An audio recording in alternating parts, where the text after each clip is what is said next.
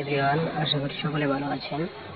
আমি আজকে যে বিষয়টির কথা বলবো সেটা হলো বাপ্পি চৌধুরীর আপকামিং মুভি সম্পর্কে।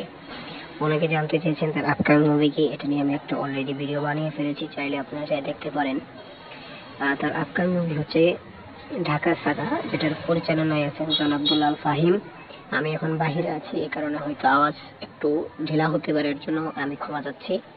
তবে জনাব দুলাল ফাহিম, তাকে নাকি একটি 28 মিনিটের আনকাট আর কি এরকম একটা রিয়াকশন করতে দেখা যাবে।